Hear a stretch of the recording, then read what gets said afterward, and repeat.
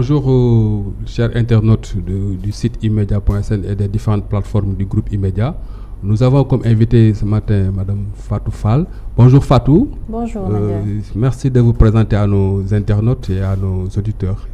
Voilà, je suis Fatou Fall, analyste en défense et sécurité et chercheuse en sciences politiques. C'est un plaisir pour moi d'être là aujourd'hui et je salue tout le personnel du groupe Immedia ainsi que les téléspectatrices, téléspectateurs et internautes qui nous suivent. Merci. Donc Fatou, actuellement, pour aller dans le vif du sujet, nous vivons une période assez particulière au Sénégal, marquée de tensions politiques, sociales, on peut même dire sociétales. Aujourd'hui, et il y a même lors du dernier conseil des ministres d'hier, le président de la République s'est prononcé à travers un communiqué pour demander aux différentes commissions qui composent le dialogue national qu'il a lancé tout dernièrement, de lui déposer les différentes conclusions plus tard le 25 de ce mois. Et après, il va prendre la parole pour s'adresser à ses compatriotes sénégalais. Aujourd'hui, quelle appréciation faites-vous de cette sortie ? Tout d'abord, vous l'avez dit, le constat est là. C'est une tension socio-politique qui sévit au niveau de notre État. Et j'aimerais avant tout déplorer le nombre de morts enregistrés et présenter nos condoléances aux familles éplorées. Parce qu'avant tout, nous sommes des Sénégalais et Sénégalaises. Et ça fait très mal, vraiment, de voir des situations pareilles dans notre pays. En tant que jeune, c'est la première fois que je vis une situation pareille au sein du Sénégal. Et vous l'avez dit, le président de la République a demandé à ce que des enquêtes soient ouvertes par rapport à ces manifestations, par rapport à tout ce qui s'est passé et que l'on déplore. Pour moi, la date du 25 déjà, c'est une date assez proche et on se pose la question à savoir, est-ce que les travaux seront menés correctement? Ça, c'est une première chose. L'autre chose aussi qu'il faudrait relever, c'est que par rapport à la composition même de ces commissions, est-ce que ce sont des commissions qui sont assez représentatives par rapport aux institutions, par rapport aux organisations, par rapport aux différentes couches sociales? Parce qu'il faut le dire, déjà lors du lancement du dialogue national, une bonne partie des jeunes se plaignaient et fustigeaient le fait que ça ne soit pas un dialogue national, mais excusez-moi du terme, plutôt un dialogue du troisième âge.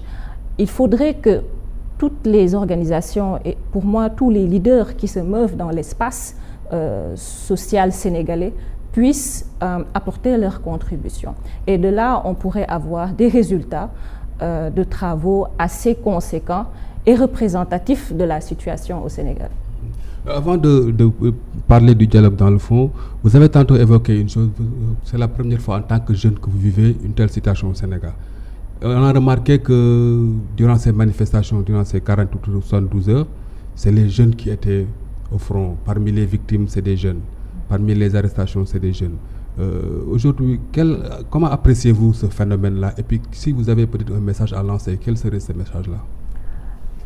Déjà, en tant que jeune, je déplore vraiment l'attitude de certains jeunes. Vous savez, nous sommes dans un État. Nous avons le droit de manifester, nous avons le droit de nous opposer. Mais nous nous opposons de quelle manière? Nous n'avons pas le droit de détruire des biens publics, des biens privés. Et nous avons assisté quand même à des scènes de violence assez virulentes. Le fait de détruire des infrastructures publiques, de s'attaquer aux bus, de s'attaquer à tout ce qui nous appartient, en tant que jeune, moi, je suis fondamentalement contre. Et je pense que tout leader politique qui a une masse de population qui le suit et qui aspire à diriger ce pays devrait pouvoir s'opposer, manifester, tout en appelant à la retenue. Parce qu'il ne faudrait pas demain qu'on ait des leaders à la tête de ce pays qui ont quand même accédé au pouvoir d'une certaine manière. Vous êtes en train de donner un exemple. Si vous arrivez au sommet, il y aura d'autres opposants. Comment ces opposants vont réagir? Ils vous diront, hier, vous vous êtes comporté de cette manière, pourquoi pas nous? Et c'est ce pourquoi pas nous qui doit cesser. Nous devons avoir des leaders responsables. Nous devons avoir des jeunes qui sont conscients d'une chose, c'est qu'en détruisant les biens publics, nous sommes en train de retarder le développement de notre pays. Et n'oublions pas que le Sénégal est constitué en majeure partie de jeunes et de femmes. C'est à nous de construire notre pays. Ce n'est pas à l'État de tout faire. Nous avons notre part de responsabilité. Et dès lors, je lance un appel fort aux jeunes et aux femmes pour qu'ils aillent non seulement vers la recherche de la connaissance, de la compétence, du savoir-faire, mais qu'on revoie un peu notre façon de réagir au niveau de la société. Parce qu'il faut le dire, le Sénégal a des valeurs ancrées. Nos anciens ont laissé quand même des valeurs par rapport au respect, par rapport à l'éthique. Tout n'est pas négatif dans le bilan. Et pour moi, l'accent devrait être mis sur cela. Et c'est de là que ressort vraiment pour moi l'importance d'avoir au niveau des instances de réflexion des jeunes parce qu'il y a des organisations de jeunes, il y a des organisations de femmes, mais pour moi, ces organisations ne sont pas assez présentes dans les espaces de réflexion concernant les questions qui ont trait à tout ce qui relève de la stabilité sociopolitique du pays. Mais en tant que jeune, n'avez-vous pas l'impression que cette frange de la population-là, qui représente la plus grande majorité, est-ce que vous n'avez pas l'impression qu'elle est utilisée, aussi bien les jeunes que les femmes, par les leaders politiques? Quand il s'agit de manifester, on les voit au devant. Quand il s'agit de faire de la mobilisation aussi politique, on voit les dames. Avez-vous cette... Est-ce qu'il y a une question aujourd'hui de maturité politique par rapport à ces deux franges-là, c'est-à-dire les jeunes et les femmes, pour qu'un changement de comportement puisse s'opérer dans ce... Quand vous analysez le profil des jeunes qui étaient sur le terrain, je ne dis pas qu'il n'y a pas eu d'intellectuels, mais je ne pense pas qu'ils soient aussi nombreux dans cette masse de jeunes qu'on a vu défiler dans les rues de Dakar et dans les régions du Sénégal. Ce sont des jeunes désœuvrés qui sont au chômage, pour moi, et qui ont accumulé beaucoup de frustration. C'est pour ça que je dis que les leaders politiques, lorsqu'ils s'adressent aux jeunes, devraient revoir leur forme de communication. Quand vous appelez à la résistance, il faut définir ce que vous entendez par résistance. Quand vous dites que nous allons rendre ce pays ingouvernable, ça pose problème. Est-ce que quand vous serez demain à la tête du pays, vous voudrez qu'un opposant rende ce pays ingouvernable tel que vous l'aviez fait dans le passé?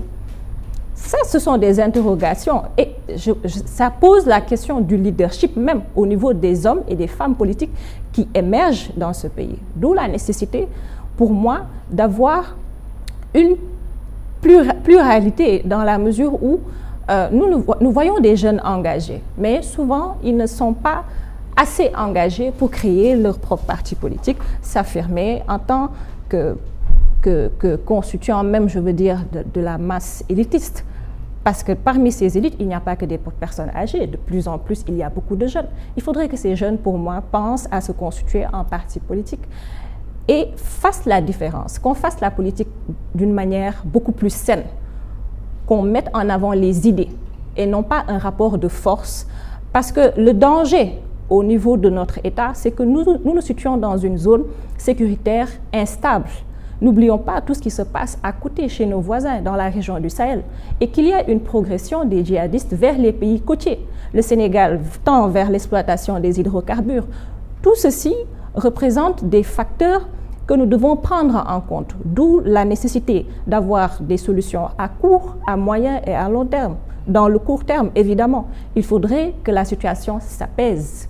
Il faudrait que les acteurs du dialogue national vraiment posent des actions concrètes et non pas qu'il s'agisse juste de rapports mis sur la table.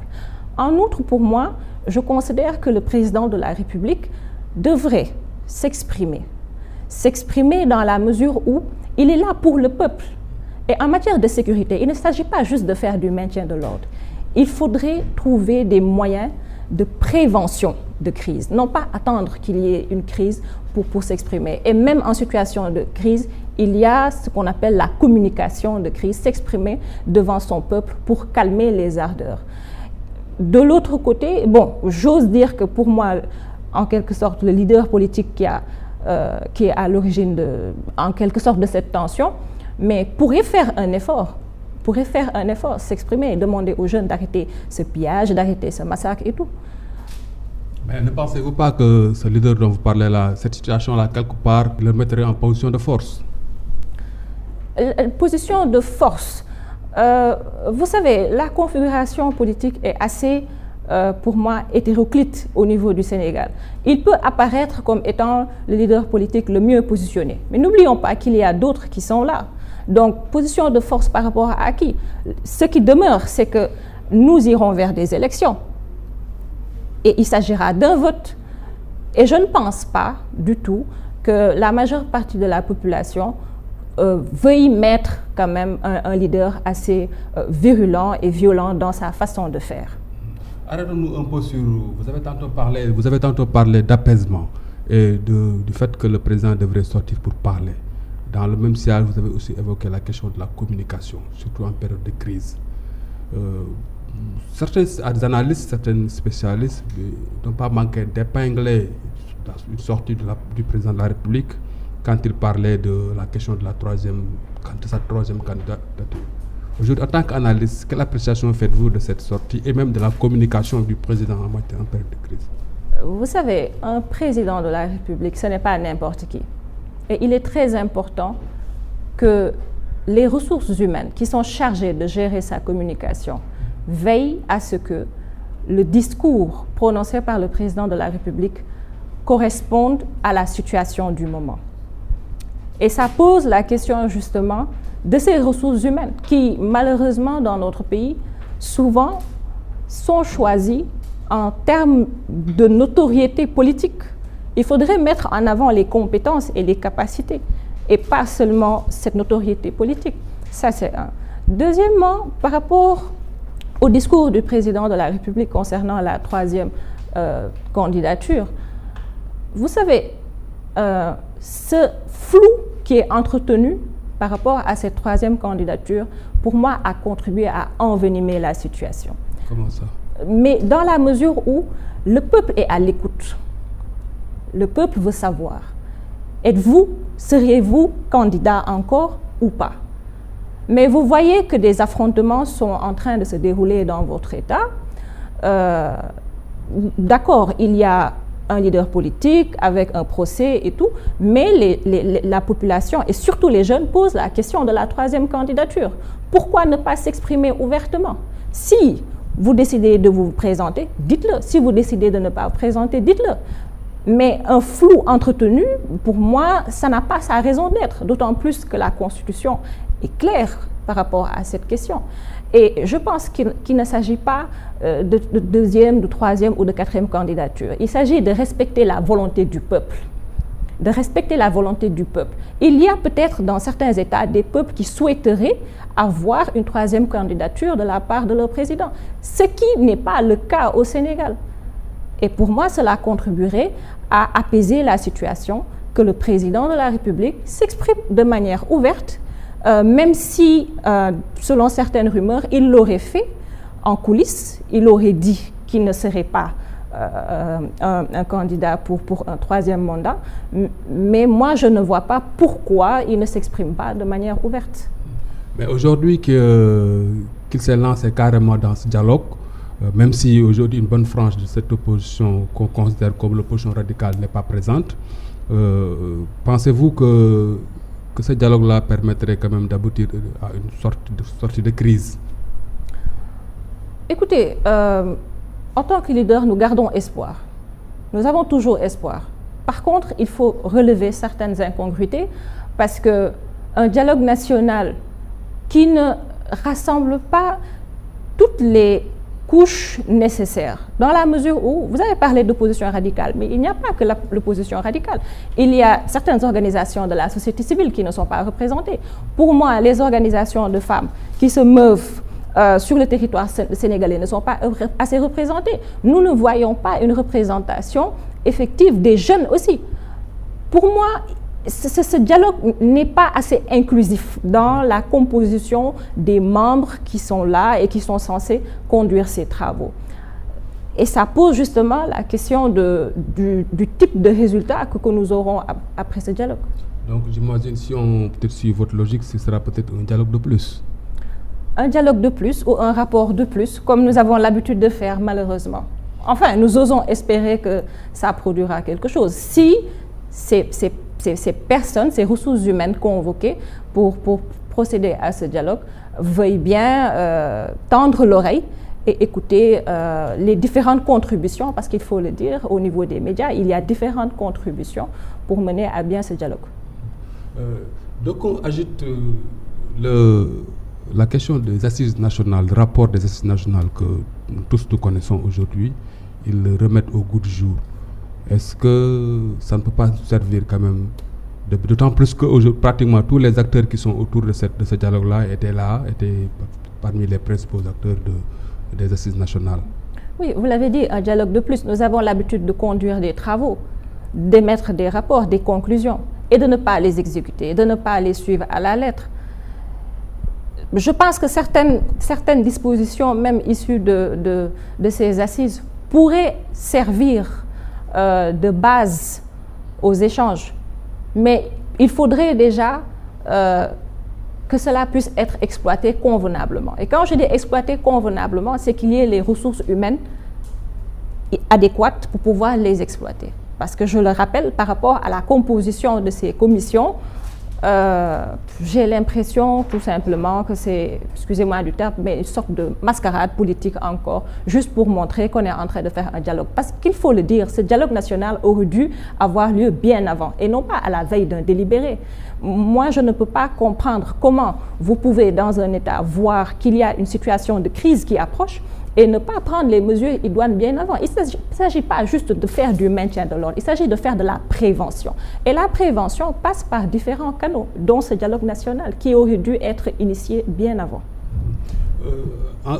En quelque sorte, aujourd'hui, on est en face d'un système dont beaucoup disent que tant qu'il est là, il y a un homme qui reste le clé de voûte de tout, qui définit tout et qui en quelque sorte peut se devenir un monarque. Donc pour beaucoup d'analystes, le problème du Sénégal et pour la plupart des pays africains, surtout au niveau de l'Afrique de l'Ouest, se pose un problème de système institutionnel. Pensez-vous qu'il faille aujourd'hui changer de cœur? Vous savez, par rapport à l'évolution des sociétés, on procède toujours à des réformes lorsque le mode de gestion ne correspond plus aux attentes du peuple. Si vous remarquez, de plus en plus, les institutions sont fragilisées. La confiance au sein des institutions de justice n'y est pas véritablement. Et pour moi, oui, les différents acteurs devraient penser à aller vers une réforme institutionnelle. En quoi faisant? C'est qu'il n'y ait pas seulement une réforme des institutions de justice, mais que cela s'accompagne aussi de réformes des institutions économiques et sociales. Mais à côté, qu'on ait des mécanismes de contrôle indépendants de ces institutions. Parce que quand vous ouvrez des enquêtes par rapport à ce qui s'est passé lors des manifestations, dans tout cela, où est la gouvernance civile? Est-ce que nous avons une transparence par rapport aux travaux, par rapport aux enquêtes qui vont être menées? Donc, il faudrait qu'on ait des mécanismes indépendants, solides, de contrôle de ces institutions. Pour moi, une démocratie effective ne peut pas exister dans un pays s'il n'y a pas de mécanisme de contrôle indépendant. Il y a un dirigeant du monde, Barack Obama, qui disait qu'en Afrique, il nous faut plus des institutions fortes à la place d'hommes forts. Qu'est-ce que vous en pensez? Est-ce qu'aujourd'hui, la situation sénégalaise le renforce dans sa position ou pas? Alors, au Sénégal, si on doit dire qu'il nous faut plus des institutions fortes que des hommes forts, ça va poser problème. Dans la mesure où, déjà, pour moi, nous n'avons pas d'institutions réellement fortes. Sinon, cette situation qui prévaut au Sénégal n'existerait pas. Ça, c'est un. Deuxièmement, ce sont les hommes qui gouvernent les institutions. Et ça pose la question du leadership, encore une fois de plus. Pour moi, les deux doivent exister concomitamment. Et n'oublions pas qu'au Sénégal, nous avons toujours des problèmes de corruption, nous avons des problèmes de transparence dans la bonne gouvernance. Nous avons quand même beaucoup de facteurs qui ne sont pas réellement pris en compte. De là, parler d'hommes et de femmes forts et fortes, ça pose problème parce que même par rapport à la sélection de ces ressources humaines qui dirigent ces institutions, il y a encore beaucoup à faire. Qu'est-ce qu'il faut faire dans la sélection? Allons-nous vers des appels à candidature ou bien qu'est-ce qu'il faut faire? Il faut beaucoup plus de transparence dans les processus de recrutement et de désignation. Il ne faudrait pas qu'on désigne juste, comme je l'ai dit au préalable, par rapport à la notoriété politique, mais par rapport aux compétences, aux capacités. Parce que nous sommes quand même un pays, attention, le dividende démographique monte. les prévisions sont claires. La population sénégalaise est en train d'exploser. Toute cette masse de jeunes sera résorbée où? Comment nous allons faire avec toute cette masse de jeunes? Si au niveau du gouvernement, si au niveau des institutions, si au niveau des organismes pensants, nous n'avons pas des hommes et des femmes capables de mettre en œuvre leurs compétences et leurs capacités, moi je me demande comment nous allons atteindre nos objectifs de développement. Et Fatou, est-ce qu'il n'y a pas un problème aujourd'hui au Sénégal? Parce que quand on regarde de près les institutions, surtout les institutions politiques, l'Assemblée nationale, la présidence de la République, où il y a une fonction élective, on se rend compte que, est-ce qu'il n'y a pas un problème même de représentation? C'est-à-dire, aujourd'hui, les hommes et les femmes, dont on considère qu'ils sont d'une certaine valeur, sur le plan intellectuel, sur le plan de la gouvernance, mais qui refusent de s'impliquer, qui font qu'aujourd'hui on retrouve ce que l'on a aujourd'hui dans la scène politique ou bien dans... Est-ce qu'il n'y a pas un problème maintenant d'implication et d'engagement? Tout à fait. Pour cette frange de la population? Je suis tout à fait d'accord avec vous. Si vous remarquez, au niveau de l'Assemblée nationale, nous n'avons pas beaucoup d'élites. Nous avons des profils... Bon, c'est vrai que l'Assemblée nationale doit être représentative du peuple, mais quoi que l'on puisse dire, ce sont des textes qui sont votés là-bas. Et il faudrait quand même qu'il y ait une bonne frange de ces députés qui puissent comprendre ce dont on est en train de parler. Et quoi que l'on puisse dire, moi je considère que beaucoup de députés ne comprennent même pas ces textes qui leur sont soumis pour approbation ou pour validation. Mais vous l'avez dit, ce manque d'implication de personnes quand même assez formées, de ces élites qui sont là, qui sont neutres, comme le disent les jeunes, qui ne veulent pas s'exprimer et qui doivent s'exprimer. Parce que nous avons tous une responsabilité personnelle avant la responsabilité collective par rapport au développement de notre pays, par rapport à sa sécurité, et par rapport à sa stabilité tout simplement. Chaque individu au niveau de cet État doit assumer ses responsabilités, s'exprimer quand il faut s'exprimer, parce qu'après tout, nous avons le droit à la parole. Okay. Fatou, pour terminer, on peut toujours dire que le feu continue de couver, parce que, comme vous l'avez si bien dit tantôt, le président qui doit parler n'a pas encore parlé, ne s'est pas encore déterminé sur la question de la candidature. Le leader de l'opposition radicale est encore peut-être sous, même on peut dire entre guillemets, sous surveillance. Aujourd'hui, si vous devez parler à cette frange de la population, qui est cette frange jeune, qui se trouve au centre de ce débat-là, quels sont les mots que vous employez? Vous avez dit tout à l'heure le leader de l'opposition radicale, entre guillemets, qui est sous surveillance. Moi, par rapport même à cette surveillance, j'ai des problèmes parce que c'est avant tout une personne. C'est avant tout une personne avec des droits et des libertés. Et je considère que même en tant qu'homme politique, ces libertés et ces droits ont été bafoués. Sur quel motif ce blocus a été opéré au niveau de son domicile? Il y a des questions à se poser. Par rapport aux jeunes, je réitère plutôt mon discours de tout à l'heure, c'est-à-dire qu'on soit plus responsable par rapport à notre façon de faire, qu'on ne vandalise pas ce qui nous appartient, qu'on respecte les biens publics, les institutions, et qu'on n'aille pas vers une sorte de règlement de compte. Parce qu'il y a des frustrations, nous détruisons les biens privés. Pour moi, ça crée beaucoup plus de problèmes dans ce pays. Mais j'aimerais aussi attirer l'attention sur une situation particulière, c'est celle de Ziguinchor. Ziguinchor, quand même, qui a connu la guerre. Nous avons vu récemment une photo sur laquelle il y a un mur en briques qui a été érigé. N'oublions pas qu'il y a toujours des velléités d'indépendantisme. Et une gestion de crise doit se faire de manière assez élargie. Ça ne doit pas se limiter à la capitale. Il faut que les autorités au niveau de cette région aussi puissent prendre en main cette zone assez sensible au niveau du Sénégal et qu'on ne retombe pas dans certaines situations qui ont quand même assez marqué le Sénégal. Fatou, bon, pour terminer, nous donnons l'occasion de dire un mot. à nos internautes? J'aimerais vous remercier déjà, remercier tout le personnel du groupe E-Media et remercier nos internautes qui nous suivent. Merci encore une fois.